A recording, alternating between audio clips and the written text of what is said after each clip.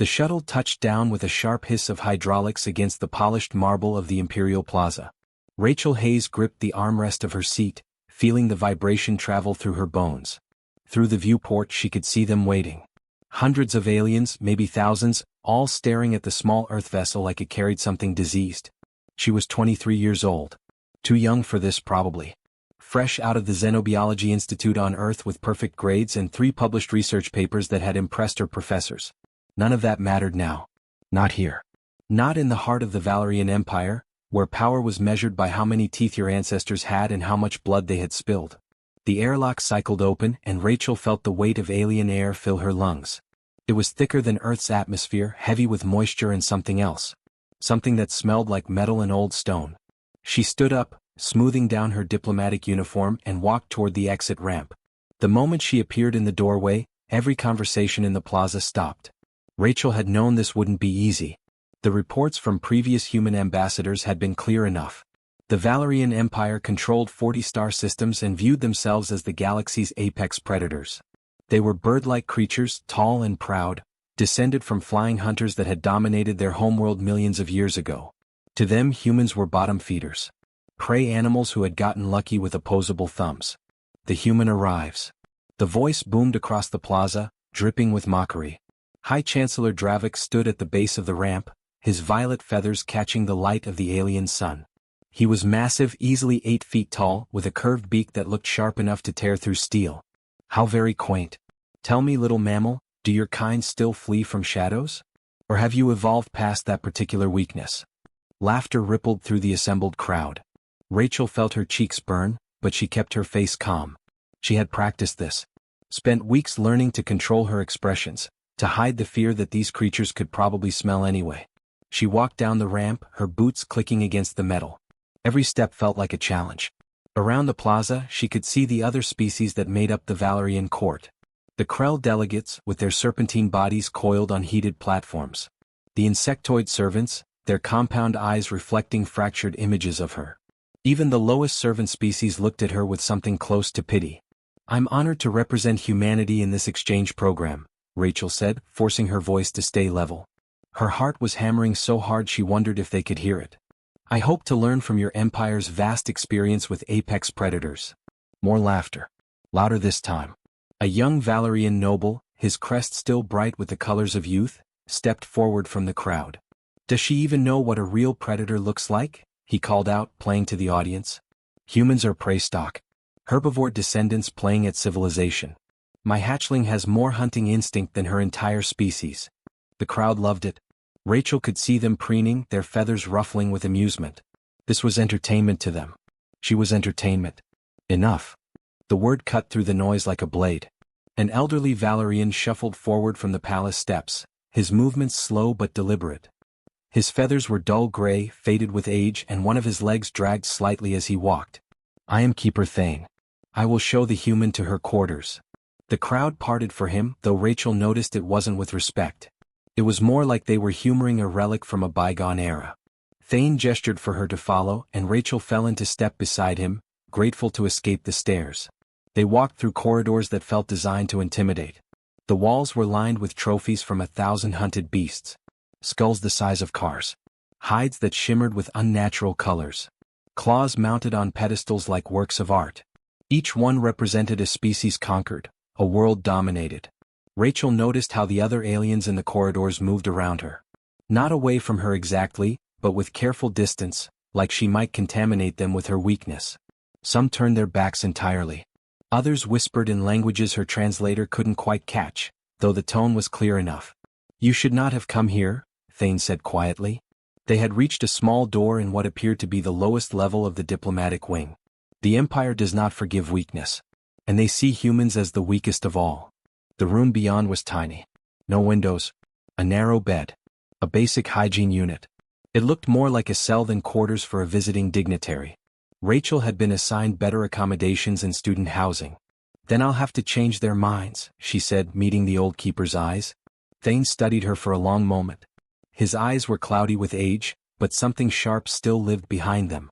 Something that might have been respect or perhaps just curiosity about how long she would survive. Perhaps, he said finally. Or perhaps you will learn why the Apex Shade has killed every handler who showed arrogance. He turned to leave, then paused in the doorway. Sleep if you can, human. Tomorrow the real tests begin. The door slid shut, leaving Rachel alone in the dim room. Through the thin walls she could still hear them. Laughter. Jokes at her expense. The casual cruelty of beings who had never questioned their place at the top of the food chain. Rachel sat on the edge of the narrow bed and allowed herself, finally, to shake. 3 days had passed since Rachel arrived, and they had been the longest days of her life. Nobody spoke to her unless they had to. Every research request she submitted came back denied. Every attempt to access the Imperial databases was blocked. She spent her time in that tiny room, eating tasteless nutrition bars she had brought from Earth, wondering if coming here had been the biggest mistake of her life. On the third morning, a message appeared on her door panel. Mandatory tour of the Imperial Menagerie. Attendance required for all diplomatic personnel. Rachel dressed quickly and made her way to the meeting point. The group was already assembled when she arrived. Diplomats from a dozen different species, all dressed in their formal attire, all pointedly ignoring her. When Rachel tried to stand near a Krell delegate, the serpentine creature literally slithered to the other side of the group. The message was clear. She was unwelcome, unwanted, untouchable. Their guide was a middle-aged Valerian named Commander Kess. His feathers were a deep burgundy, marked with scars from what Rachel assumed were military campaigns. He looked at her exactly once, his expression making it clear what he thought of humans, then turned to address the group. The menagerie itself was breathtaking. It sprawled across 50 acres beneath a massive biodome that simulated the Valerian homeworld. Twin suns beat down from an artificial sky. The air was hot and dry, filled with sounds that made Rachel's primitive hindbrain scream warnings. This was a place of predators. Apex predators. The kind that had hunted her ancestors when humans still lived in trees. They walked along elevated pathways that gave them a view of the enclosures below. Each containment field held something nightmarish. Rachel saw creatures with too many legs and not enough eyes. Things that moved like liquid shadow. A beast that was all teeth and armor, pacing endlessly in a space far too small for its massive body. Each specimen represents a conquered world, Kess announced proudly. Every creature you see here was once the dominant predator of its ecosystem. Now they serve as reminders of Valerian supremacy. Rachel felt sick. These weren't specimens. They were prisoners. She could see it in the way they moved, the dullness in their eyes. These were beings that had been broken, their spirits crushed by captivity. The other diplomats seemed impressed. They took pictures, asked questions about hunting techniques and kill counts. Rachel stayed quiet, her hands clenched at her sides. And here, Kess said, his voice dropping to something almost reverent, we approach the crown jewel of our collection. The Apex Shade. Sacred guardian of the Empire. Unconquered and unconquerable. The pathway curved around a massive central enclosure. Rachel followed, and then her breath simply stopped in her throat. The creature was beyond magnificent. It was impossible. Standing easily 12 feet at the shoulder, its body was covered in midnight black fur that didn't just look dark. It actually seemed to absorb the light around it, creating an aura of shadow that moved with the creature. 6 eyes, 3 on each side of its massive head, gleamed like molten gold in that darkness. Its paws were the size of the hovercars that had brought them here, and each step left deep gouges in the reinforced flooring despite the containment field. Rachel had studied predators her entire life. She had worked with lions in Africa, with bears in Alaska, with sharks off the coast of Australia. She thought she understood what apex meant. She had been wrong. This creature redefined the word. For 3,000 years, Kess continued, his voice filled with pride, the Apex Shade has represented everything the Valerian Empire stands for. Pure. Dominant. The lights flickered. It happened so fast that later, Rachel wouldn't be sure of the sequence of events. One moment the biodome was bright with artificial sunlight. The next everything dimmed. The containment field around the Apex Shade wavered, its blue shimmer becoming unstable, crackling with energy that sparked and died. Then it failed completely. The field vanished with a sound like tearing fabric, and the Apex Shade threw back its head and roared. The sound wasn't just loud. It was physical. Rachel felt it in her chest, in her bones, in the base of her skull where fear lived. Around her, diplomats screamed and ran. A Krell delegate tried to climb over the safety railing. An insectoid ambassador simply froze, its compound eyes reflecting pure terror. Commander Kess stumbled backward, his proud posture forgotten. His hands fumbled with his comm device, trying to call for help, for backup, for anything. The guards stationed around the enclosure raised their weapons, plasma rifles charging with a high-pitched whine. But they didn't fire. Nobody fired. Rachel saw the calculation in their eyes, the same thought running through every mind present. The apex shade was sacred. Killing it would mean more than death. It would mean civil war, religious uprising, the collapse of everything the Empire claimed to stand for. Rachel stood perfectly still. She didn't plan it. Didn't think about it. Every instinct she had screamed at her to run, to hide, to do anything except stand there like prey waiting to be eaten. But something deeper than instinct took over. Something she had learned spending years among Earth's great predators. Running triggers the chase response. Running means death. The apex shade emerged from its enclosure, and Rachel got her first clear view of it without the distortion of the containment field. It was even larger than she thought, its muscles rippling beneath that impossible black coat. Each breath it took moved like thunder. It turned toward the fleeing crowd, its 6 eyes tracking movement with predatory precision. Its lips pulled back, revealing teeth like daggers. Each one was the length of Rachel's forearm. It took one massive step forward, its intention clear. Then it stopped. The massive head swung toward Rachel, and suddenly all 6 of those golden eyes were focused entirely on her. The creature's nostrils flared, drawing in deep breaths, sampling the air around her. Rachel kept her breathing slow and steady, forcing her racing heart to calm. She didn't make herself small. Didn't crouch or cower. But she also didn't puff up or try to appear threatening. She just stood there, present and aware, meeting those ancient eyes without challenge or submission. The entire menagerie had gone silent. Even the other predators in their enclosures had stopped moving, watching this impossible moment unfold. The apex shade moved toward Rachel with terrible grace. Each step was deliberate, purposeful, inevitable.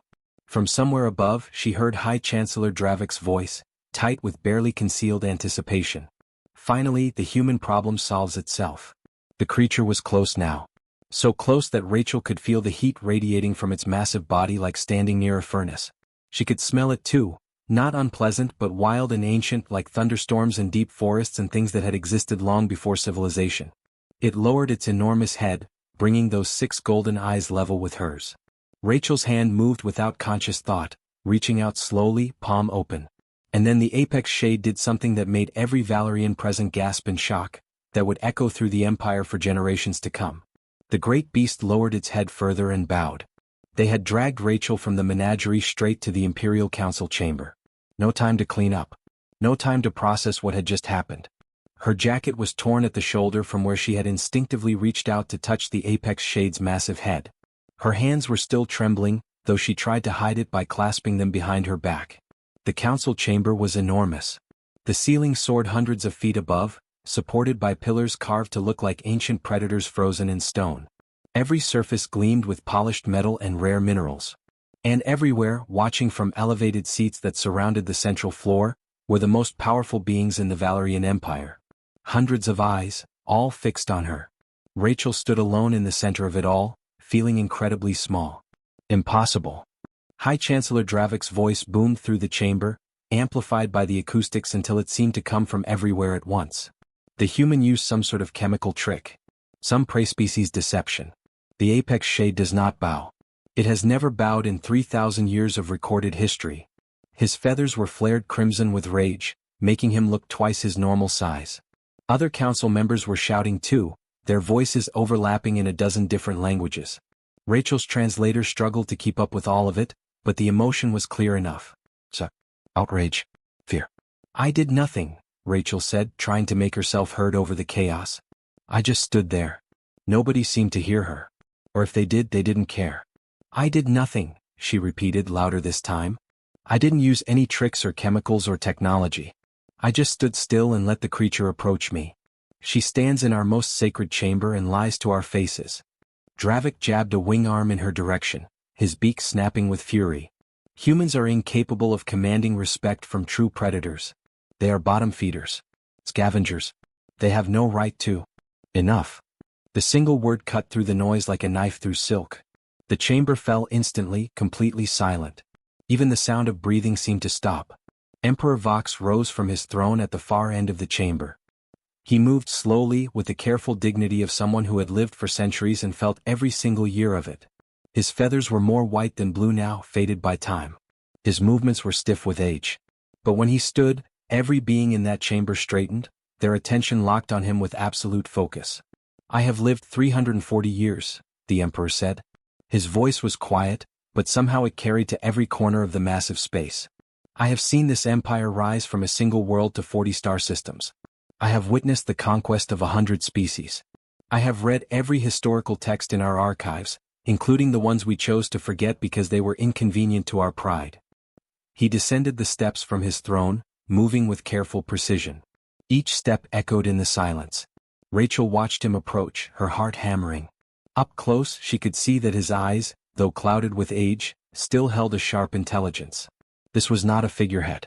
This was a ruler who had survived centuries by being smarter than everyone around him. "Keeper Thane," the Emperor called, not taking his eyes off Rachel. "Come forward. Tell the council what you told me an hour ago." The old keeper emerged from somewhere in the shadows behind the throne. Rachel hadn't even known he was there. He carried a data tablet that looked ancient, its surface scratched and worn from centuries of use. "Your Majesty," Thane began, his gravelly voice uncertain. He cleared his throat and tried again, stronger this time.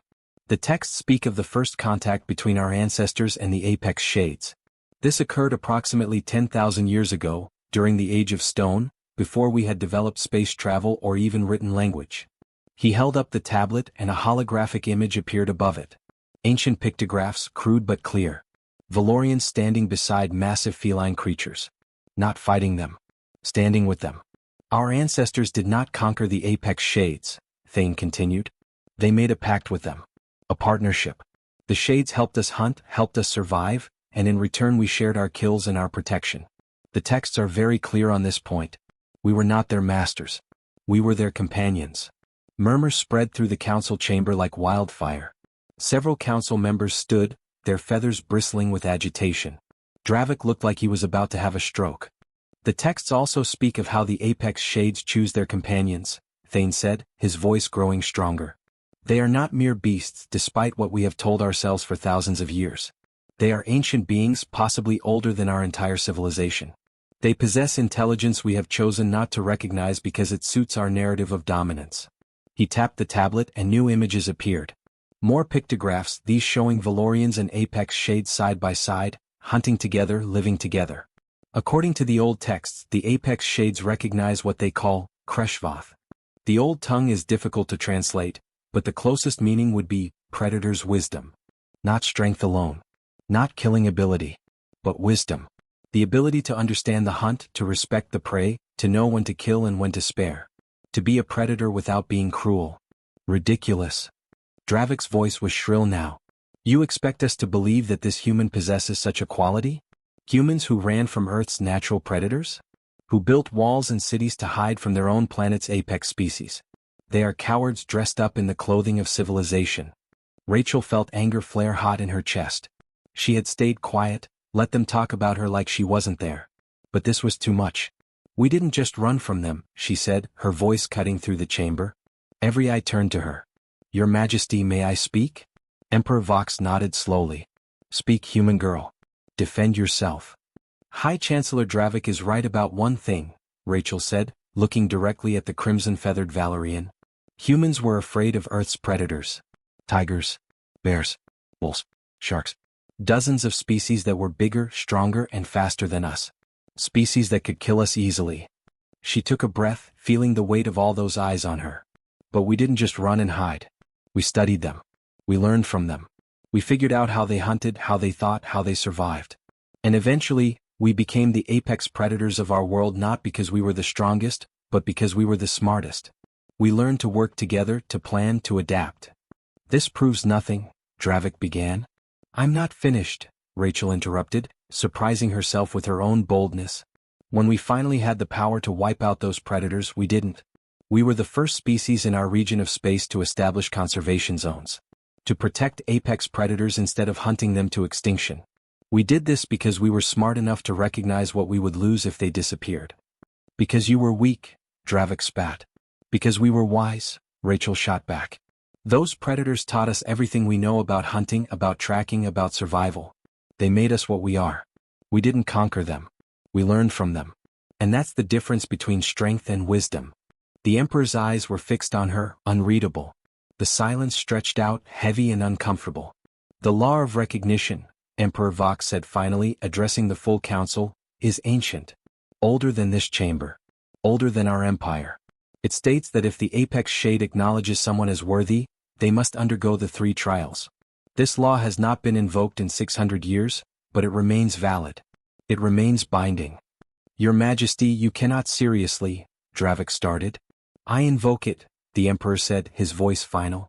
Rachel Hayes of Earth will face the 3 trials. If she succeeds, she will be named an honored guest of the Empire with all rights and privileges.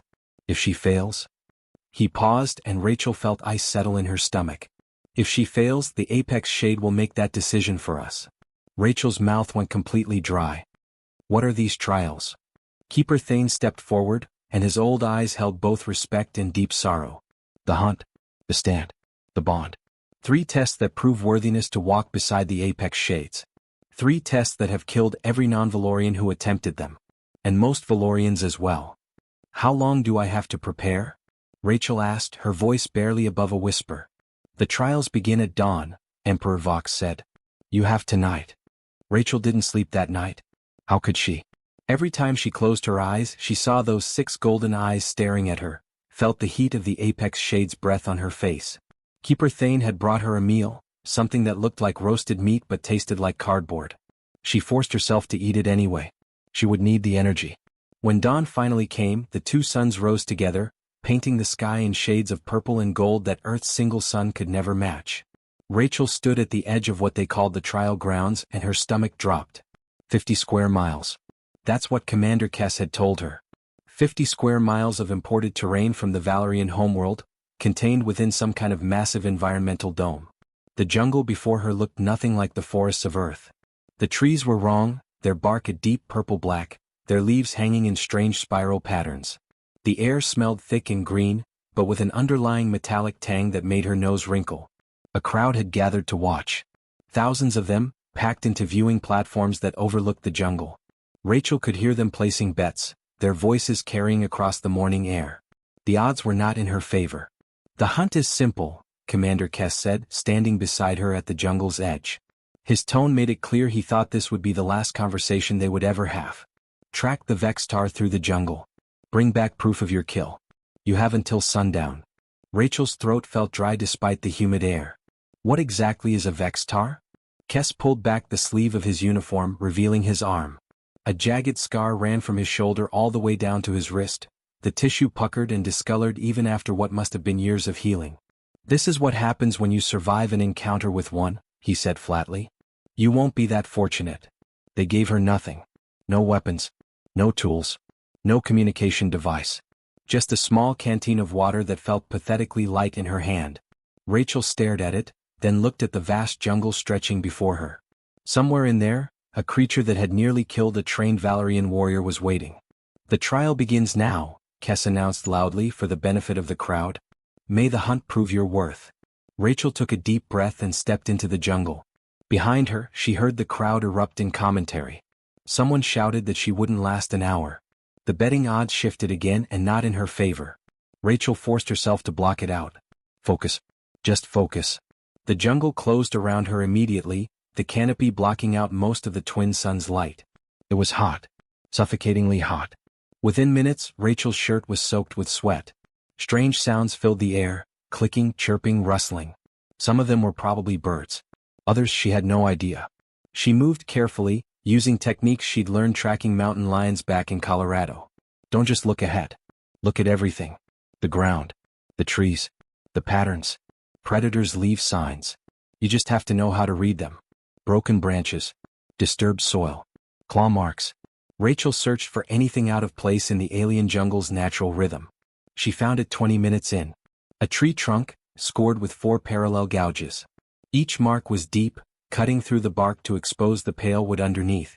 Rachel touched one of the gouges carefully. Still fresh. Sap was still oozing from the wound. And the marks were high. 8 feet up, maybe more. Whatever made them was large. Very large. Rachel's hands were shaking. She gripped the canteen tighter to steady them and kept moving, following the trail. The Valorians expected her to charge in like a warrior, she realized. To hunt with aggression and dominance. But that wasn't how humans had become apex predators on Earth. Humans had become apex predators by being smart. By being patient. By studying their prey before they struck. So Rachel moved like what she was. A scientist. An observer. Someone who understood that knowledge was more dangerous than any claw. The jungle grew denser as she followed the trail. More claw marks on trees. Disturbed undergrowth where something large had passed. A strange smell in the air, musky and sharp. Rachel's heart was pounding so hard she could hear it in her ears. The Vextar found her first. It dropped from the canopy above with no warning at all. 1 second Rachel was studying tracks on the ground, the next second something was falling toward her in a blur of scales and teeth and rage. Rachel threw herself sideways on pure instinct, hitting the jungle floor hard enough to knock the wind from her lungs. Claws raked the air where her throat had been a heartbeat before. Rachel rolled, gasping for breath, and got her first clear look at the thing trying to kill her. Reptilian body easily 10 feet long. Serpentine with a head that was mostly mouth. Teeth like shards of crystal, dozens of them, designed to tear and shred. Its eyes were bright yellow with vertical pupils. But something was wrong. Rachel had spent years studying predators. She knew what a hunting animal looked like. This wasn't it. The Vextar was making aggressive moves, sure, lunging and snapping. But it wasn't committing. Its attacks were half-hearted, pulling back at the last second. And its eyes. Those yellow eyes kept darting away from Rachel, looking at something behind her. This wasn't a predator hunting its prey. This was a predator running from something worse. Rachel froze. Completely still. Not prey running. Not a threat standing ground. Just still. Observing. The Vextar circled her once. Twice. Its body language screamed fear, not aggression. Then, with a sharp hiss, it bolted into the underbrush and disappeared. Rachel stayed frozen, her breath shallow. And then she heard it. Behind her. Something moving through the jungle. Something much, much larger than the Vextar. Something that made the ground vibrate with each footstep. Her blood went cold. A trap. The trial masters had released something else into the jungle. Rachel ran. She used every advantage her human body possessed. Humans weren't the fastest creatures on Earth, but they had stamina. They could run for hours without overheating, could maintain a pace that would exhaust most predators. Rachel pushed herself hard, her legs pumping, her breath coming in controlled gasps. Behind her, the creature was faster in short bursts. She could hear it gaining, then falling back, then gaining again. It was powerful but not built for distance. Rachel led it in a wide circle, back toward where she'd first seen the Vextar's trail. There. The creature's den hidden beneath a fallen log. Rachel grabbed a stone, hefted it, and hurled it hard at the den's entrance. The Vextar exploded outward, absolutely furious. It collided with the pursuing predator, some kind of armored beast twice its size, and they went down in a snarling, snapping ball of violence. Rachel didn't wait. She circled back to the den while they were distracted and found what she needed. Shed scales, iridescent in the filtered sunlight, unmistakably from a Vextar. The hunt didn't require killing. Just proof of tracking. She grabbed a handful and ran for the jungle's edge. Rachel emerged from the tree line an hour before sundown, her clothes torn, her face scratched, but alive. She held the scales high and the crowd went absolutely silent. The human succeeds, Emperor Vox announced, his voice carrying across the viewing platforms. But Rachel, gasping for breath, saw High Chancellor Dravik lean close to one of the trial masters. His expression was dark, calculating. His beak moved rapidly in urgent conversation. Whatever came next, Rachel realized would be worse. Much worse. The stand. That's what they called the second trial. Rachel stood at the entrance to the arena, her legs still aching from yesterday's run through the jungle. She'd barely had time to eat breakfast before they came for her. No time to rest. No time to think. The arena was ancient, carved from stone that had stood for thousands of years. Seats rose up in circles around a central fighting pit, packed with thousands of spectators.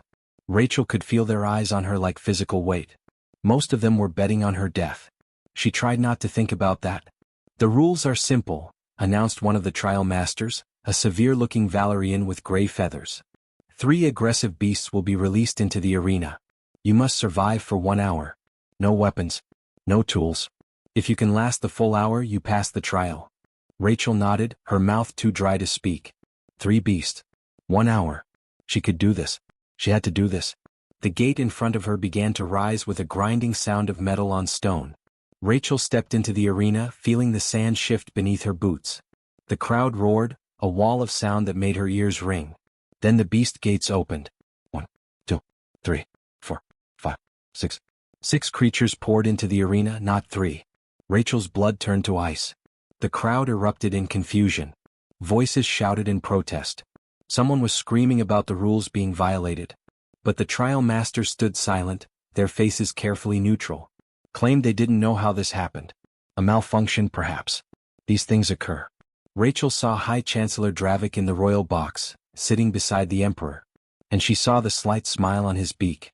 This was no accident. This was murder dressed up as a trial. She had 60 seconds before the creatures reached her. Maybe less. Rachel's mind raced, cataloging what she saw. 6 creatures. All different species. All predators. But something was wrong with them. Their movements were jerky, uncoordinated. Their eyes were too wide, pupils dilated to black pools. They'd been drugged. Or conditioned. Driven into artificial aggression, their natural instincts overridden by chemicals or torture or both. This wasn't a fair test. This was an execution. The lead creature was massive. Some kind of feline but wrong. 4 legs instead of Earth Cat's usual 4, but with twin tails that lashed the air like whips. Its fur was mottled gray and black, and its teeth were easily 6 inches long. It locked eyes on Rachel and charged. Rachel did the only thing she could think of. She dropped to one knee and lowered her head, making herself small. Not running. Not fighting. Just existing. Being present without being a threat. The feline was closing fast. 30 feet. 20. 10. Rachel could hear its paws thundering against the sand, could smell the musk of its fur. At the last possible second it swerved. The creature skidded past her, confused. Its drug-addled brain couldn't process prey that didn't run. Didn't fight. Just knelt there, calm and still. The other 5 creatures circled her now, snarling and snapping. Rachel stayed frozen, her breathing slow and controlled. Her heart was hammering so hard she thought it might burst, but she kept her posture submissive without being prone. Not weak. Just non-threatening. Let them investigate. Let them smell her. Let them figure out that she wasn't here to hurt them. One of the smaller creatures crept closer, its nose twitching. It looked like something between a dog and a lizard, scaled but with fur on its back. Its eyes were wild with whatever drugs they'd pumped into it, but underneath that chemical rage Rachel could see confusion. Fear. These creatures didn't want to be here any more than she did.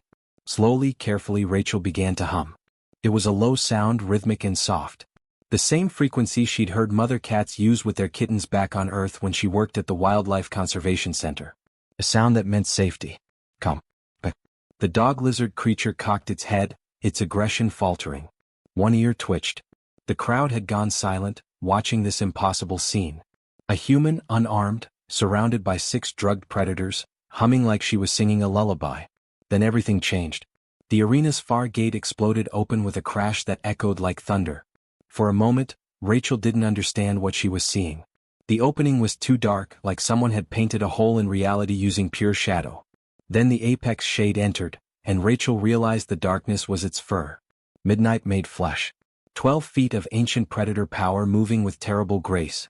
Its 6 golden eyes were blazing, not with the wild drug-induced rage of the arena creatures, but with clear, focused fury. The shade threw back its massive head and roared, and the sound wasn't just loud. It was primal. It shook the stadium, rattled in Rachel's chest, made her bones vibrate. The 6 drugged creatures scattered in absolute panic, scrambling for the walls, trying desperately to escape. Whatever chemicals they'd been given couldn't override millions of years of instinct screaming at them to run from the apex of apex predators. But the apex shade wasn't focused on them. Those 6 golden eyes locked onto Rachel, and it moved directly toward her. The crowd was screaming now. Some in excitement. Some in horror. Rachel could hear Emperor Vox shouting orders, but the words were lost in the chaos. The shade was close now. So close. Its massive body blocked out everything else. Rachel could feel the heat radiating from it, could smell that wild thunderstorm scent. Every instinct screamed at her to run, to hide, to do anything except kneel there in the sand. But Rachel stayed. She looked up into those 6 golden eyes and saw something there. Recognition. Not just of her face but of something deeper. Something that transcended species and language and the millions of years that separated their evolutionary paths. She stood slowly, never breaking eye contact. "I'm okay," she said softly, knowing the creature couldn't understand her words but might understand her tone. "I'm okay. I'm right here." The apex shade lowered its enormous head, and Rachel reached out with a trembling hand.